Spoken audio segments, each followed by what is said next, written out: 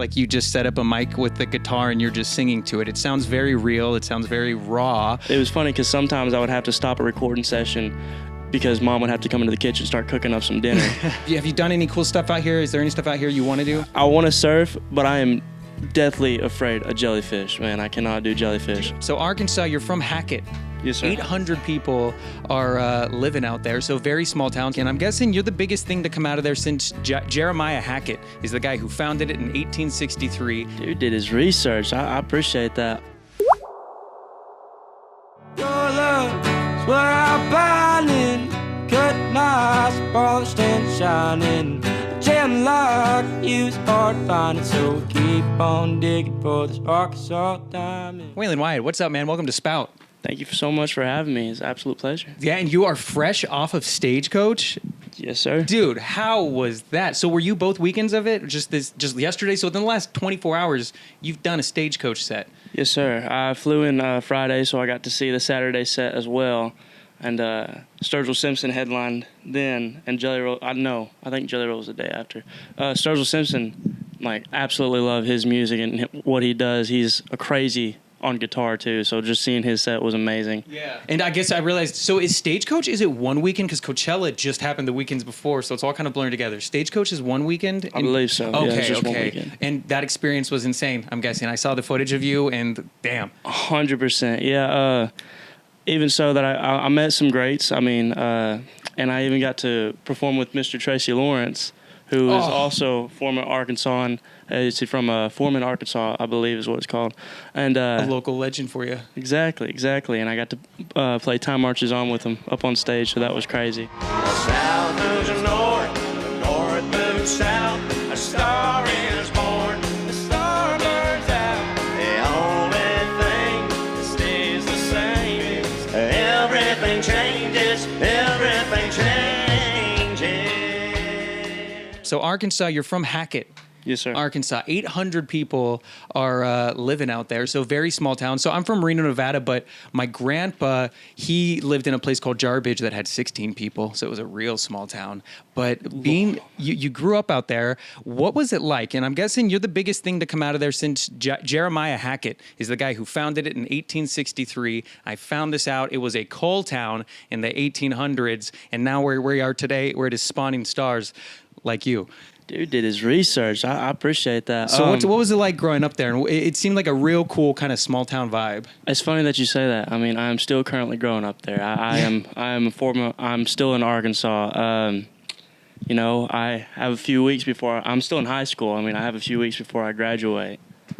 So yeah, getting to do Stagecoach and then having to sit right back in the classroom is kind of crazy. And are you still going to school out there in Hackett? Yes, sir. What's it like when you go back to school after you've just played Stagecoach? After you're in the middle of kind of wrapping up like a fully sold out tour across the U.S. What's that like when you're back in the classroom taking notes? You know, it's funny. A lot of people expect people to act differently or like seem all kind of crazy about it, but you know they're very chilled and laid back and lenient on everything I do. But they'll always be supporters. My hometown, I don't think I have any haters there. Definitely have people who will humble me. I mean, my best friends included, you know, most humbling people. Yeah, you know, got to keep me grounded. At least I think they do. But it's just, it's awesome because, I mean, they supported me since day one, but it's such a small town, and we've grown up knowing each other since we were in diapers. So, like, they just think it's Waylon out on the street. It's not Waylon Wyatt or anything. It's just, oh, there's Waylon. There he goes. You know, he's doing his dream. You gotta appreciate that. And coming from a town like that, I know you weren't using social media much growing up. Was anybody really in that community big on social media?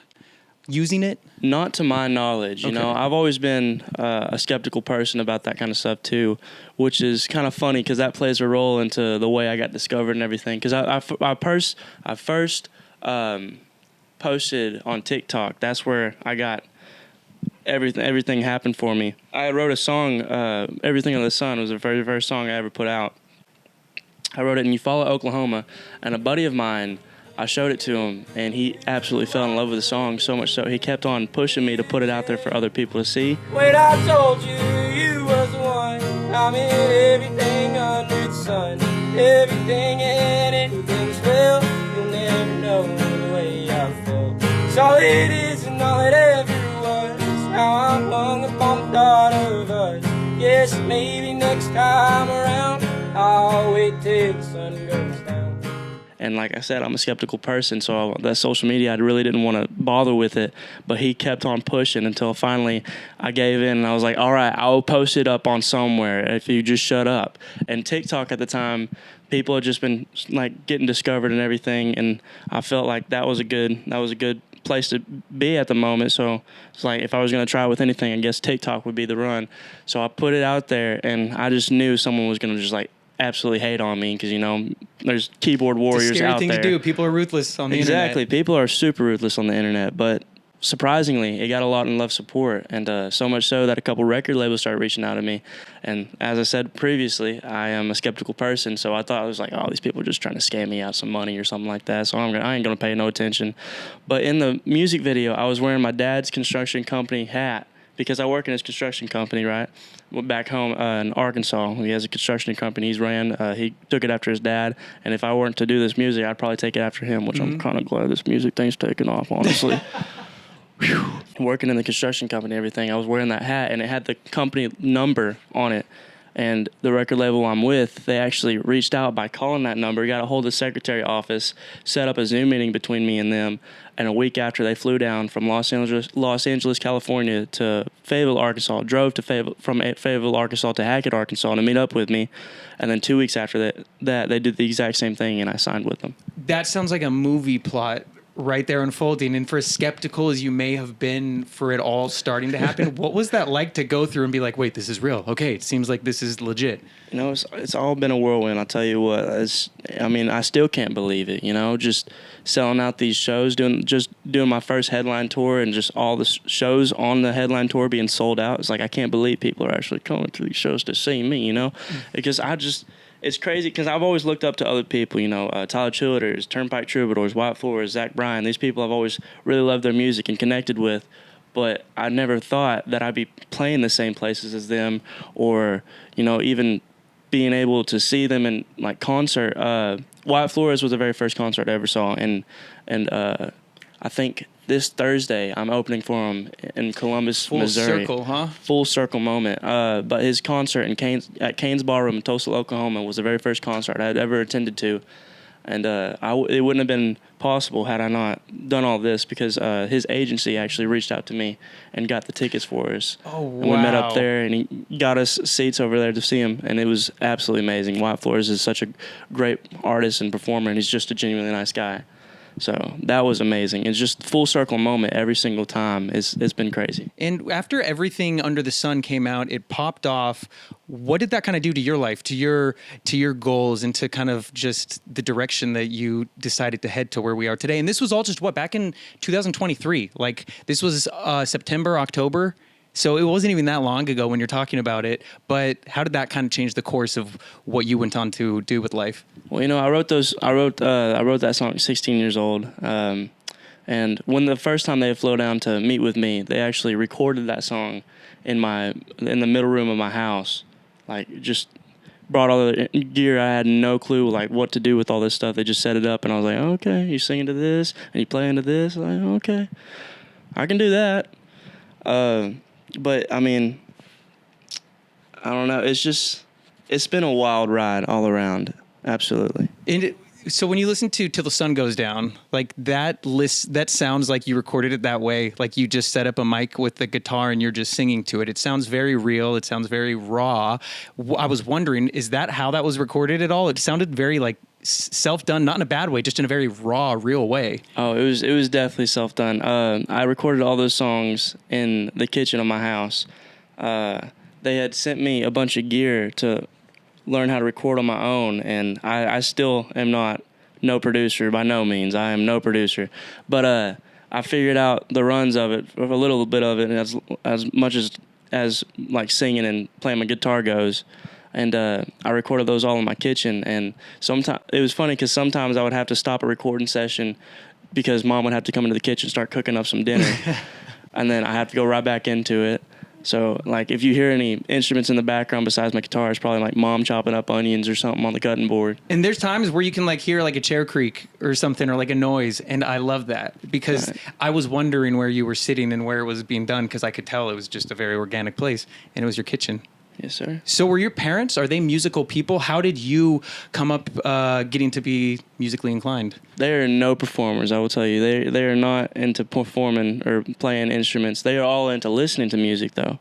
I think that's where I really get my taste from. Is my pops? He's a big country head, old country head. You know, Hank Williams Jr. I'm named after Waylon Jennings. I was going to say, weren't you named after Waylon Jennings? I was named after Waylon Jennings. So like that's really where it comes into play. Is that country feel for it? And, you know, I've always been one for the red dirt feel. I love, like I said, Tyler Childers' music. I really like relate to that kind of stuff, and I like the way he writes his music, and I kind of feel like I have that same writing skill as well. I feel like a lot of my writing skill comes from my mom's side as well, because my mom, she's actually a mail lady back home, and every year she will write these little notes to all the people on her route, trying to tell them like thank you and everything, and you got to read them sometime. They're the absolute funniest deals, I tell you what. And she's so creative, and so is my pops. He's so creative. My sister, she's so creative. I think we just come from such a creative background. It's just we all do it in our own different ways. Mm-hmm. And I know that a big thing that kind of kicked off this energy and passion for you to start picking up a guitar and playing music was the passing of your brother. Yes, sir. And what was it about that kind of affected you that way? But also to see what you've been able to turn that loss into is so cool, to see how the loss of your brother is living through you, because it inspired you to pick up a guitar. Right. And the songs that you're writing are written with his energy that has thrown through his loss. But how were you able to turn such a big loss into such like a life-defining shift for you? Well, the way I lost him, he took his own life when I was, I think, about 8 or 9 years old or so. It's been a while, but the reason I picked up the guitar is because that was one of his biggest hobbies. You know, it was just one of the biggest things he was into was playing his guitar. He would always come home and just jam on the guitar, and sometimes I had this little fake, I don't know, like little guitar that was like a blow up, one of those little blow up guitars. I can imagine it already. Yeah, and I would just rip on that thing and act like I was just as cool as him. But when he passed away, I took up the guitar because it was one of his hobbies, and it was my best way to remember him by, as it being one of his biggest hobbies. So I did my best to learn my ways around it, and I figured out the most parts of it. And I actually took guitar lessons from this man back home named Buck Hamby, and he's not a guitarist. He's a piano teacher. I learned guitar from watching him play piano. I hear it's a great instrument to learn on, his piano, by the way. I hear it's such a good one to know. Exactly. And, you know, I just learned rhythm and just, like, control of that. So that's where I really got into playing guitar. And I wrote a song dedicated to my brother Dylan, is his name. I wrote a song to him, dedicated to him, called Phoning Heaven, because he was just such a big inspiration to everything I do, and like beyond music, just a big inspiration.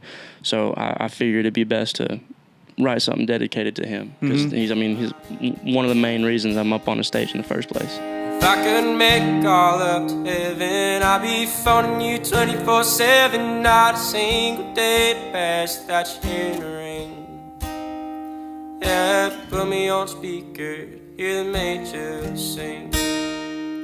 Gosh, I mean, it's so cool, and I just know he'd be so stoked and proud, and he is stoked and proud to see what you've really been able to channel that into, and it's been able to. I think that's what relates to so many people when they hear your music, is you do talk about some heartbreaking stuff, some sad stuff, and it's not fun stuff to go to, but when you hear someone write about it, you can relate to it. Exactly. So what's it been like for you developing, because you're so young still, but as a lyricist, and how you want to speak when you sing?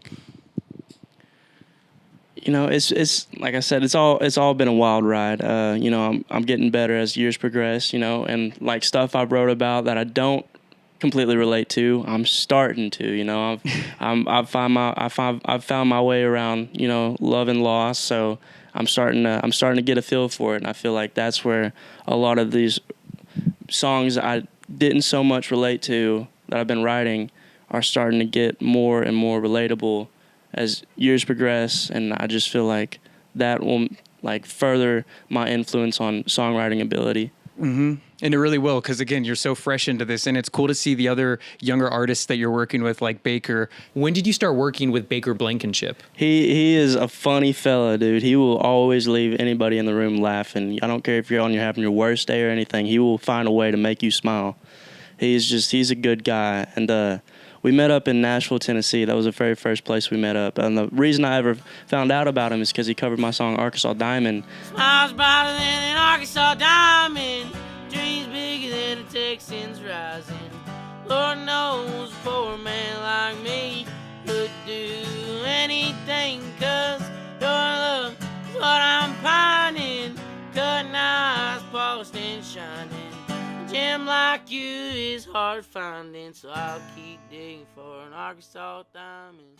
And he got a lot of love, support, and he reached out to me, and we started talking and like exchanged information.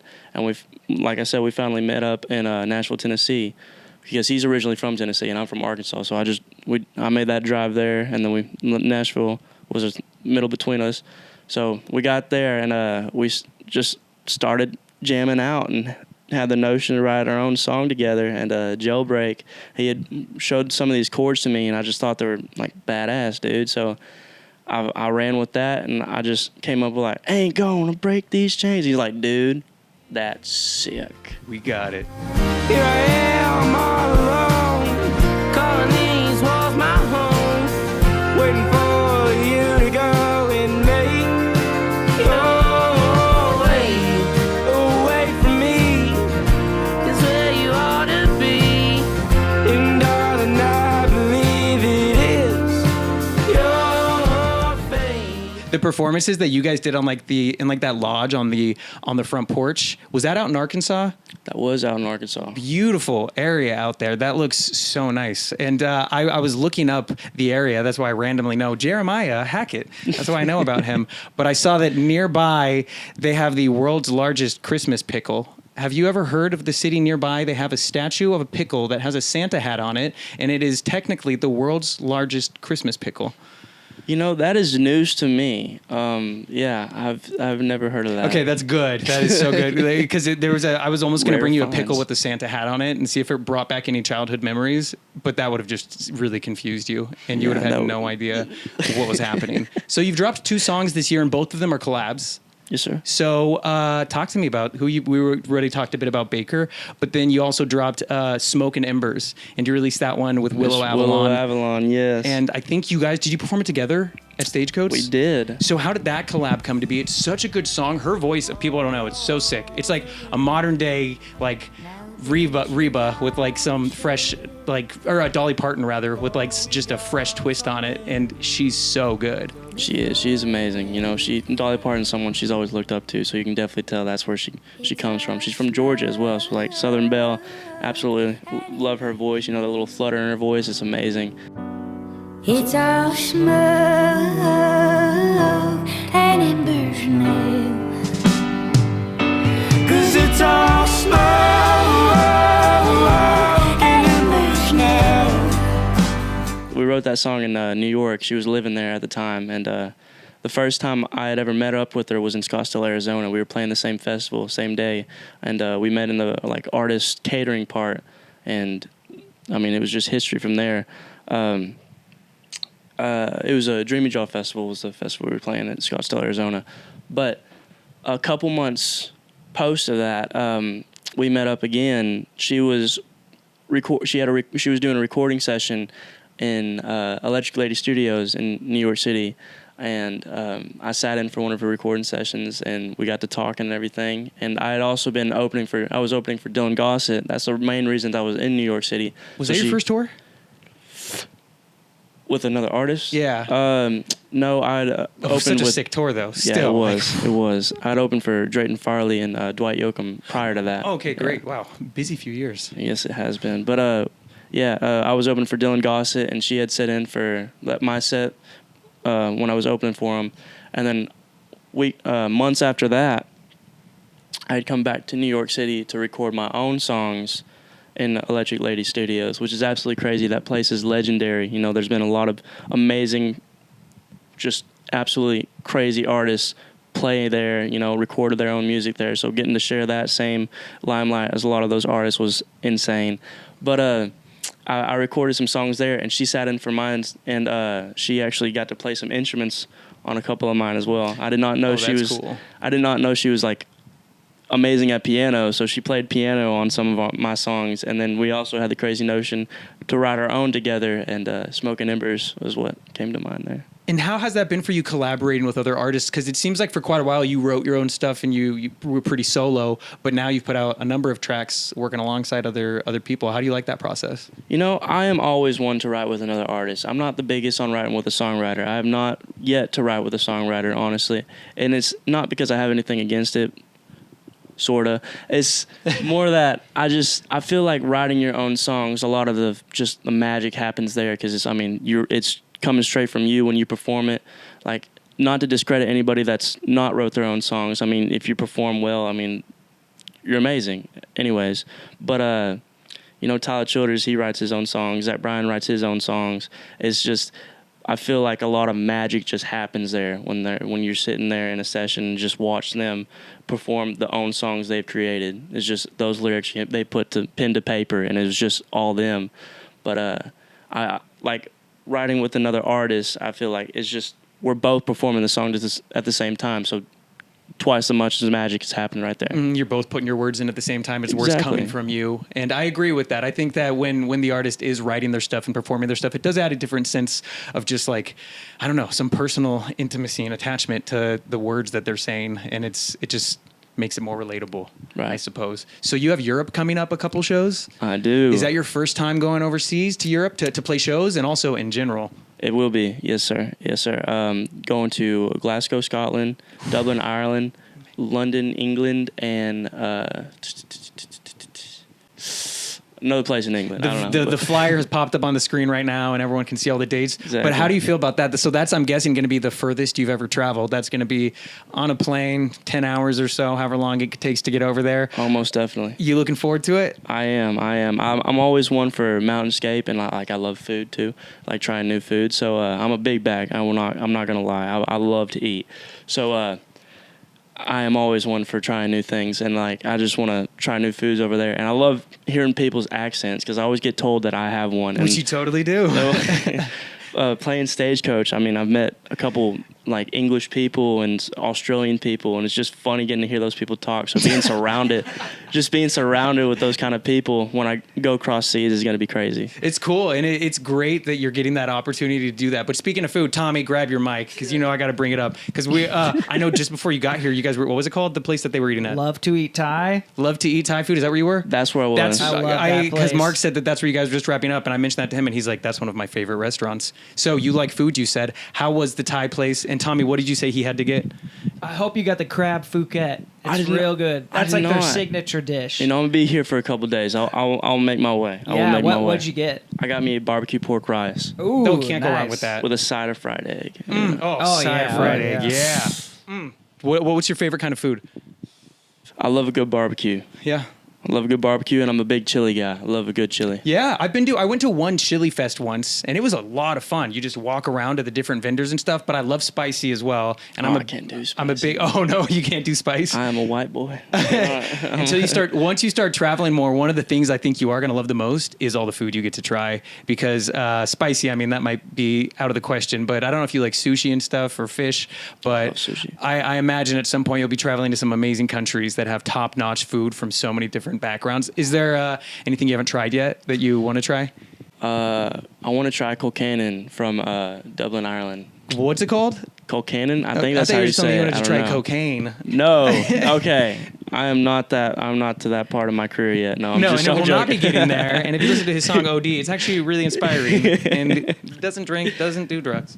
Exactly. That was a good toss-up right there. Yeah, you like that? Listen now, Yeah. cut to clip. Exactly. If your love was a drug, I wouldn't get enough. I'd be cracked out, bad mouth, black and deep, crashed out, blacked out, black and sleep. But no, there's so much good food out there that you're gonna have the time of your life. So what else do you have planned coming up? The couple songs that you dropped this year, I have a feeling you're always writing music. Oh, for sure. So plenty of new songs coming out and stuff, I'm sure, throughout the rest of the year at some point.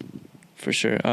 hopefully another project coming soon. You know, we put that EP Till the Sun Goes Down. May have another EP in stock. We don't know. We don't know. I love it, but it seems like you're plenty busy. But when you're not doing music stuff, are you getting up to anything fun? What do you like? Do you like camping? Do you like hunting? Do you like paintballing? What do you like to do? I love to fish. I love to fish. I love to catch the fish. I love to cook the fish, and I love to eat the fish. You know, best cycle right there. One of my favorite things, shows to watch, is shows like Alone, like some like the wilderness shows where people have to survive and do what they can, and they have to fish and stuff. Naked and afraid. Naked and afraid.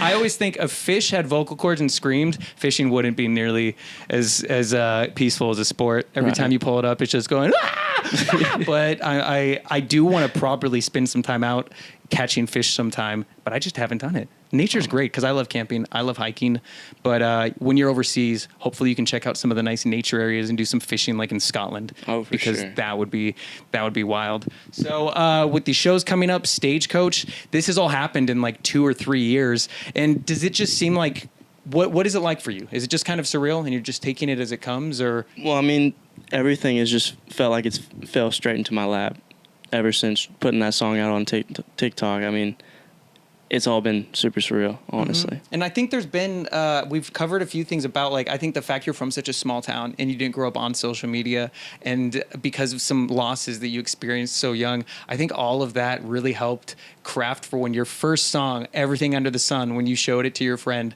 by that point, you already had a backbone of such authenticity to who you were to build off of. So it's really cool to see this. So I think it's great, man. I appreciate you stopping by and chatting today. And hopefully I'll catch you again sometime on a big tour across the U.S. You're in California now. Yes, sir. Have you done any cool stuff out here? Is there any stuff out here you want to do?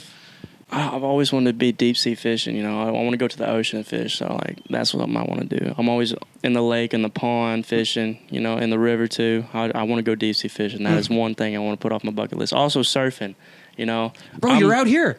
Yeah, I want to surf, but I am deathly afraid of jellyfish, man. I cannot do jellyfish. Dude, fear of things in the ocean have kept me, because I snorkeled when I was younger. I did some cool stuff, but sharks scare me now. Jellyfish scare me now, just to where I need to get over it. But I love snowboarding, and surfing seems like the water version of snowboarding.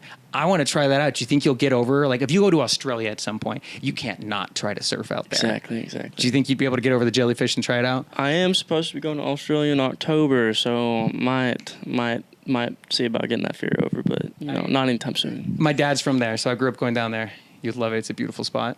All right, Waylon Wyatt, thank you so much for stopping by the Spout podcast. You're touring all over the place, playing shows, and at just 18 years old, this is a really cool journey to watch. So thanks for dropping in. Good luck with the rest of your career, and have a good one, man.